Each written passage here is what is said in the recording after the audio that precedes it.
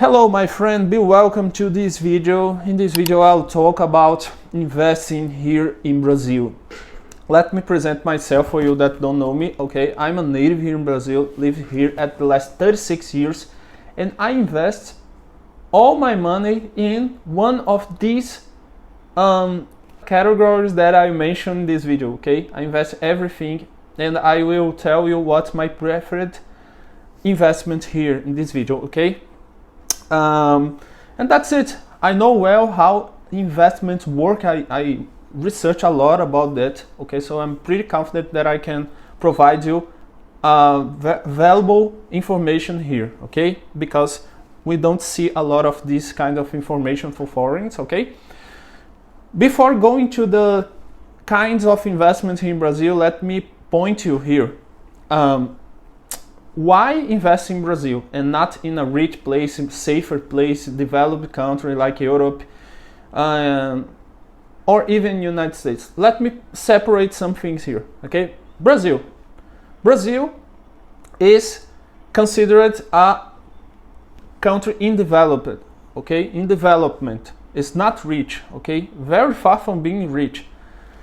And these economies like USA, Europe are very rich economies and well established. Okay, there are some good points in investing in rich countries. That is the security. Let me say like this: it's safer. Okay, it's more stable economy. The inflation rates are not very volatile.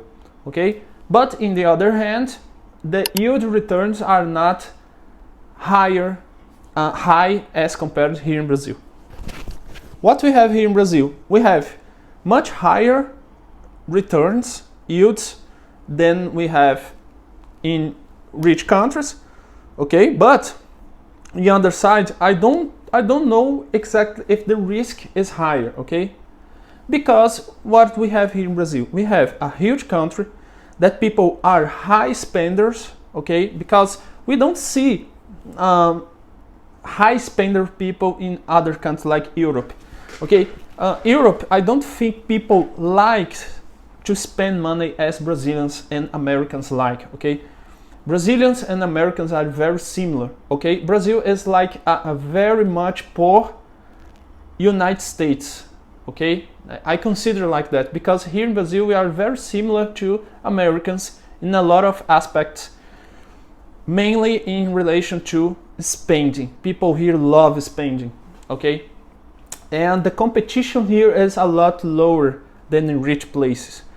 That is very nice for big companies. Okay, because what big companies doesn't want is competition, and really there is a high scarcity in good products, good service here in Brazil. Okay, Brazil is extremely scarce in this kind of thing. Okay, good companies.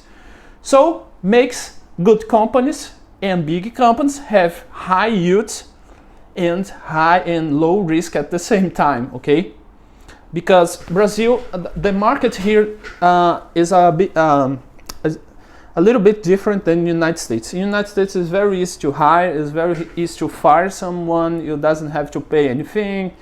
The market, it's a lot more free. Here in Brazil, the market is a lot more difficult for the small entrepreneurs. Okay, they have to deal with a lot of bureaucracy. Okay, what's my point with all of that?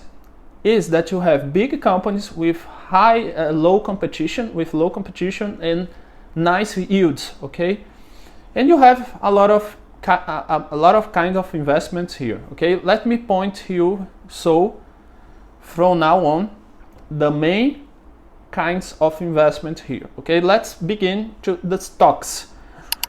Okay, stocks here, we have two kinds of stocks here, the blue chips and the small caps. What are the blue chips? The blue chips are companies that I mentioned at the beginning that are very big, that are very well established and can deal with this all bureaucracy and kinds of bad side of Brazil, have big teams. Okay, so they are like in the market for decades and very well established and very well safe. Okay, I can mention some of these blue chips here. We have Ambev, that pretty makes all beer in the country. Practically 70%, 80% of all beer sold in Brazil is by this company. Okay, it's a very safe company. We have Petrobras, that basically has the monopoly of the production of oil here in Brazil. It's another blue chip, very safe. We have energy companies, okay, that has the monopoly here. Okay, see that here we have these strategic monopolies, okay. These elites like have these kinds of monopolies, and we have in a lot of sectors. This is awful for the clients. They pay really high prices, but for the investor it's kind of a paradise. Okay, so you have in the oil sector, you have Petrobras, you have in the energy sector, you have a lot of energy companies that pay good dividends. Okay, you have Ambev, all these huge companies. You have M. Dias Branco, that is in the food sector. Okay, so all these companies have deal with the government, and the government protect them with laws that guarantee that they be in the top forever. Okay, and you can be part of that, if that's what I'm saying. Okay, so my friends, who are gonna take advantage of all that scenario? You. So maybe you think that Brazil is too risky because government very unstable and a lot of inflation. You are gonna take advantage of that. Okay, and what are the small caps? Small caps are small companies. Okay, but let me clarify something for you right now.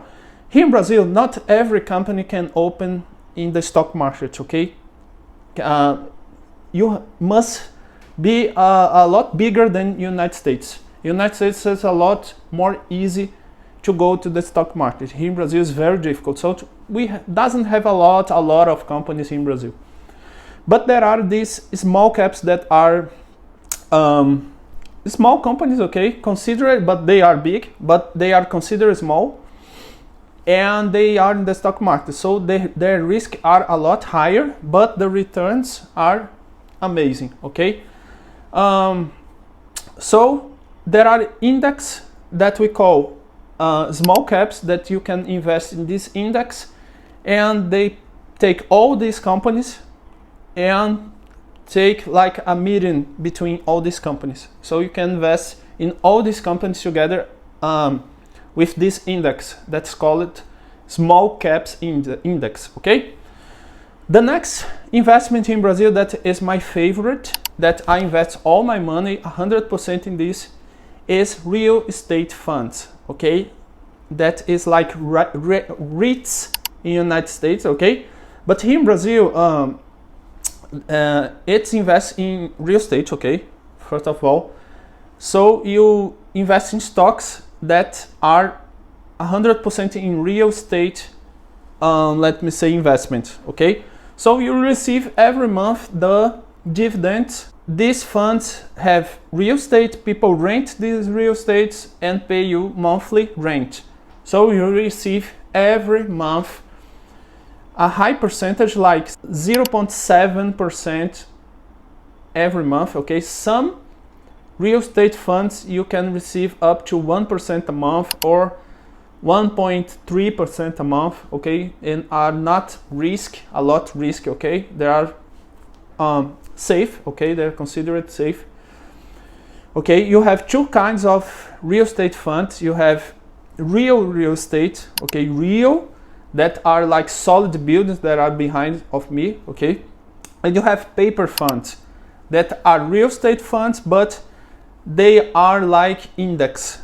They are like loans in the real estate market. Okay, so you receive like some company needs money for building a real estate, like a headquarters for their company. So they take this loan to build this kind of building. Okay, and the guarantee of this trading, okay, of this loan is the building itself. Okay, they pay a lot more higher dividends, like 1% a month. Okay, and this real estate that are already built, they pay in average 0.7% a month. Okay, we have two fixed income investments. Okay, these are like in the banks. Okay, you lend money to the bank, and they pay you like a percentage in the month. Okay, these kinds of investments are protected for what we call here Fundo Garantidor de Crédito. He protects your investment up until like $50,000. Okay, if you invest up until $50,000, it's guaranteed. Okay, you have this protection from the government. Okay, so if this bank go bankrupt, you receive guaranteed your money. Okay, so you can have 50,000 in one CPF, 50,000 in another CPF, and this is how it works. Okay, there are a lot of kinds of fixed income investments you have in the banking system, you have in the agriculture, you have in the real estate sector. Okay, there is a lot of, but always are similar. Okay, so there is a last, for this video not being so long, there is a last one that I would like to mention that's not so famous like as this that I mentioned, that is debentures. Okay, debentures, that's the name, sorry. Debentures are like is a lot more risky. Okay, you lend money to a company, they are needing money, like a company needs money, and she can't take money from the bank and for anybody else, so you lend money direct to a company. Okay, I don't think it's worth this kind of investment because usually the risk is a lot higher. There is no protection for the Fundo Garantidor de Crédito, okay, from the government, and you can lose the money. Okay, and the returns doesn't worth it. Okay, generally. So I don't recommend this kind of investment. Generally, I can't recommend any of these investments. Okay, I'm not certified or something like this here in Brazil. I'm just study a lot and I know a lot about this. Okay, put in the comment if you want more detailed video about the stock market. I invest all my money here in Brazil. I think maybe in the future I will diversify, but for me living here, I know well the market, and I know there is a lot to grow here and to have high returns in the medium long term. Okay, thank you, see you, and bye bye.